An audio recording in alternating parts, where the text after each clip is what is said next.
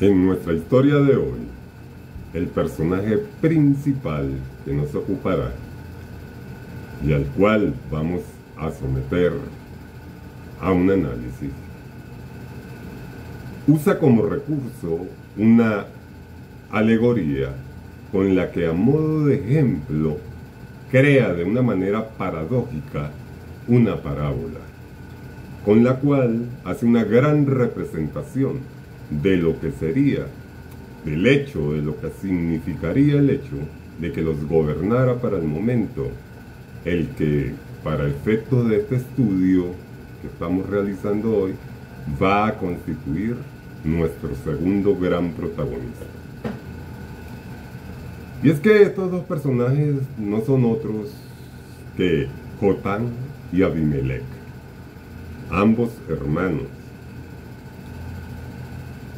Pero es que además de ilustrarnos de esta manera, con esta gran representación que hace Jotán, nos anuncia además lo que habría de suceder tanto, lo que habría de acontecer tanto a los reinados plebeyos como a su monarca y a su reinado de facto.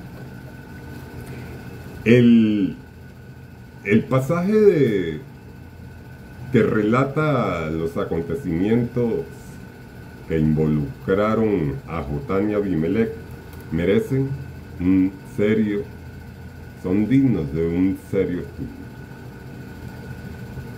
Resulta que, siendo Abimelec hijo de Gedeón, recordemos a Gedeón, el famoso Jerobbaal, lo conocimos en videos anteriores,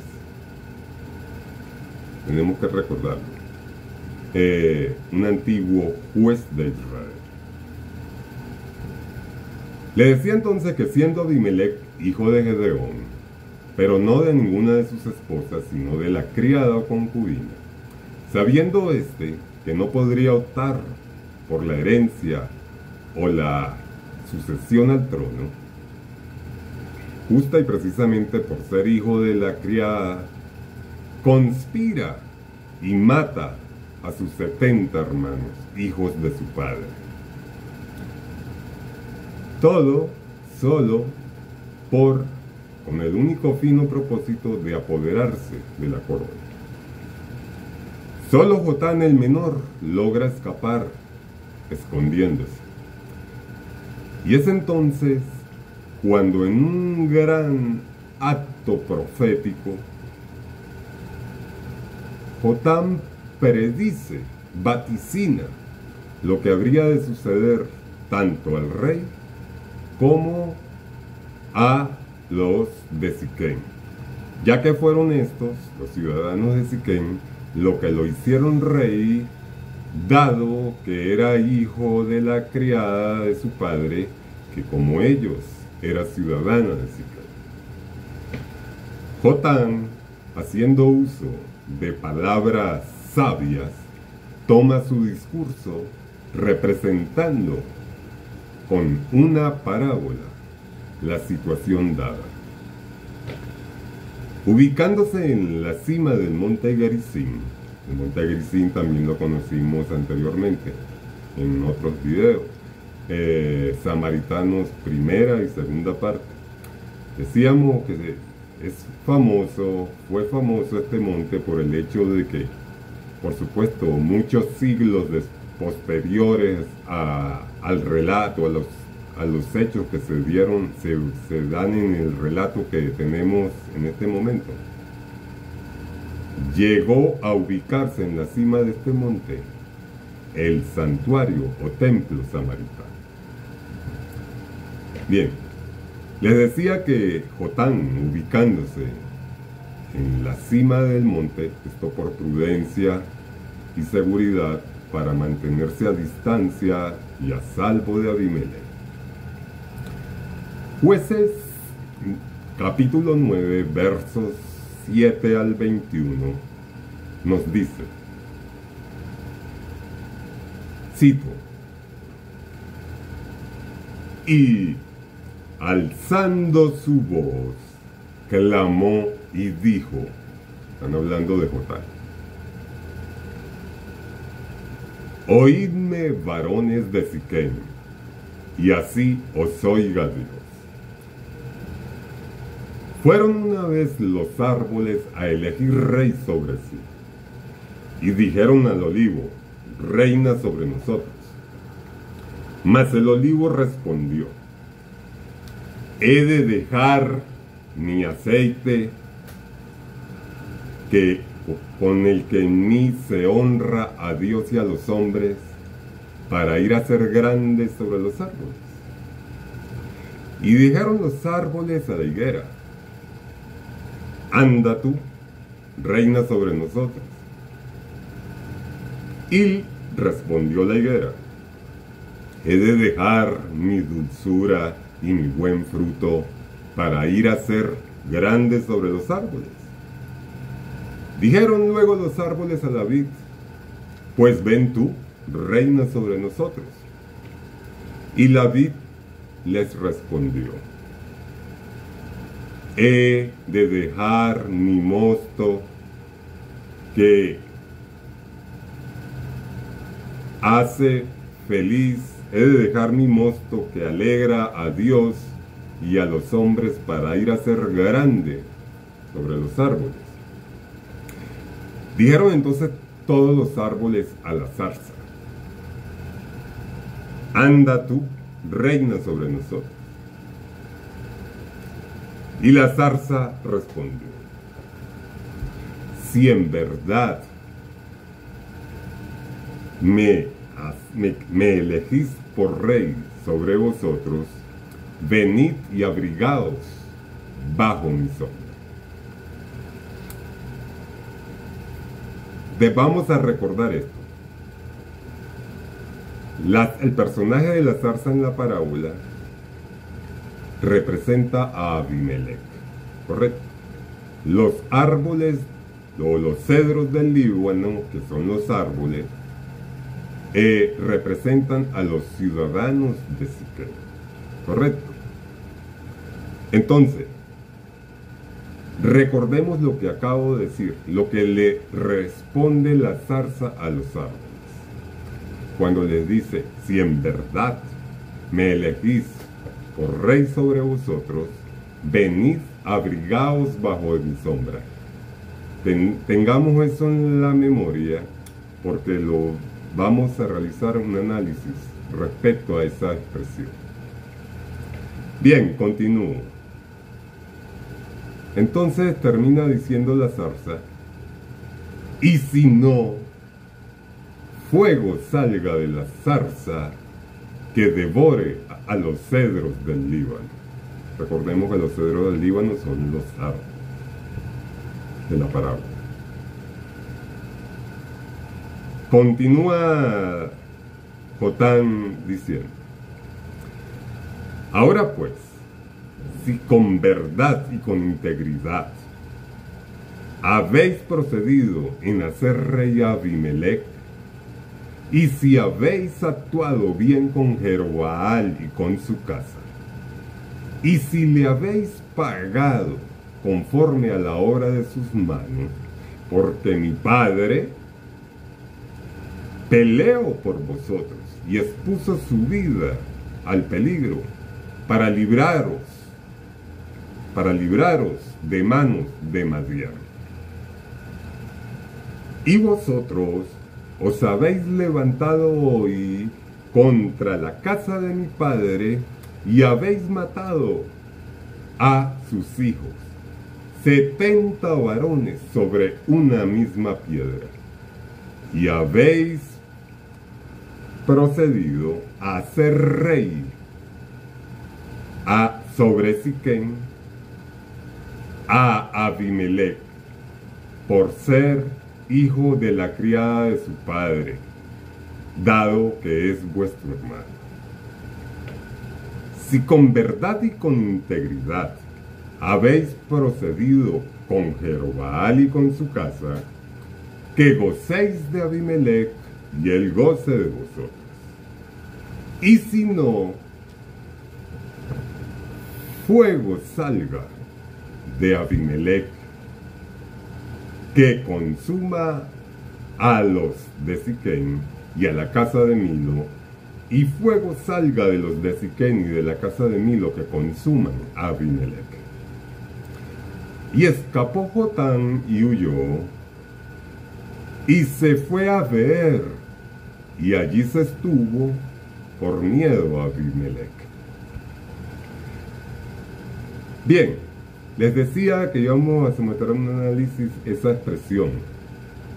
Venid abrigaos bajo mi sombra, les dice la zarza a los árboles. Para quien no lo sepa, la zarza es una planta, claro, la planta es un árbol, pero es un árbol, básicamente representa un tallo, con ramas calvas, es decir, es algo así como un palo seco, un árbol seco. Carece de hojas. Entonces, es un tallo de ramas calvas. Que no hay manera de que pueda ofrecer, de que pueda albergar a nadie.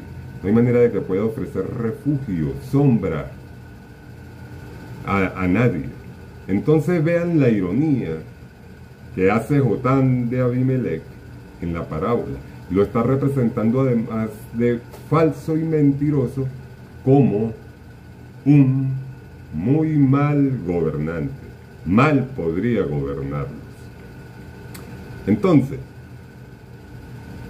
también podemos ver que en la pedagogía que hace la alegoría de la parábola, está implícita la amenaza. Está implícita la amenaza cuando advierte, la zarza advierte. Y si no, fuego salga de la zarza, estoy citando, y si no, fuego salga de la zarza que devore a los cedros del Líbano. Los cedros del Líbano representan al pueblo de Siquén. Vuelvo a repetir. Esto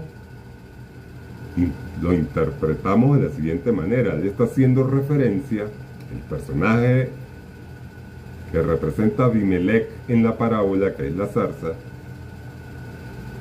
está advirtiendo que de no elegirlo rey iba a haber consecuencias. Pero es que es también esta misma expresión, a modo de ultimátum, la que le da pie, fundamento, base a las palabras proféticas de Jotán, cuando dice: ahora pues, si con verdad y con integridad habéis procedido en hacer rey a Abimelech, y si habéis actuado bien con Jerubbaal y con su casa, y si le habéis pagado conforme a la obra de sus manos, que gocéis de Abimelech y él goce de vosotros. Y si no, fuego salga de Abimelech que consuma a los de Siquén y a la casa de Milo, y fuego salga de los de Siquén y de la casa de Milo que consuman a Abimelech. Jueces 9, 16 al 20. Versos 16 al 20. Finalmente se terminó cumpliendo el juicio que había decretado Jotán a los de Siquén y contra Abimelech. Esto lo podemos comprobar en el verso 57 del mismo capítulo, cuando leemos, cito: y todo el mal de los hombres de Siquén lo hizo volver Dios sobre sus cabezas, y vino sobre ellos la maldición de Jotán, hijo de Jerubbaal. Termina diciendo este pasaje que de Jotán no se registra otro acto que se conozca de él. desapareció en la historia. ¿Cómo terminó Abimelech? Bien. Es curioso el fin de Abimelech. Esta parte no era parte del, digamos, del complemento. Lo voy a dejar como complemento del estudio, más bien. Pero no lo había considerado. Resulta que Abimelech, digo que es muy curioso porque ya ustedes verán. Abimelech entra en guerra con otro pueblo, con otra nación, y resulta ser que era una costumbre que en la batalla, recordemos que las ciudades en la época eran amuralladas. Entonces, cuando había guerra, había algún conflicto, pues había que sortear esas murallas, había que buscar la manera de penetrar en la ciudad. Resulta que Abimelech, el caso es que no se podía, no acostumbraban a acercarse mucho a las murallas, porque siempre se lanzaban cosas, se lanzaban piedras, se lanzaban bolas de fuego, se lanzaba cualquier cosa, los flecheros también eran un problema. Entonces siempre se acostumbraba a combatir desde cierta distancia. Pero este no fue el caso con Abimelech. Abimelech dice la escritura que se acercó demasiado a las murallas y una mujer lanzó un pedazo de piedra de molino, un pedazo de piedra de molino, y este cayó sobre Abimelech. Abimelech, herido de muerte, ya prácticamente agonizando. Y aquí está la parte curiosa del tema.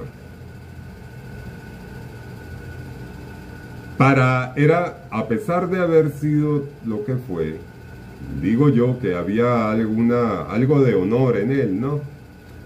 Pero algo así como un honor, diría yo, malo. Porque no tuvo el honor, por ejemplo, con sus hermanos, a los cuales asesinó. Se proclamó rey, se autoproclamó rey, matándolos a ellos. Bien, es el caso que Abimelech, herido de muerte, yo me pongo en los zapatos de él para imaginar por qué esta forma de pensar. El hombre estaba muriendo, pero él no estaba preocupado porque estaba muriendo. Su mayor preocupación era el hecho de que, fíjense lo que le dice él a su paje, a su escudero. Él le pide a su escudero que saque su espada y lo atraviese, para que no se diga de él, no se diga de Abimelech, fueron sus propias palabras, para que no se diga de Abimelech que una mujer lo mató. Pues, es el caso que su paje o escudero lo obedece, y en efecto esto hizo. Porque él no quería, él decía, no sea que se diga, y quede yo para refrán, se diga que una mujer mató a Abimelech. Bien, de esta manera terminaron los días de Abimelech, y de esta manera pues termina el relato, termina este estudio. Muchas gracias.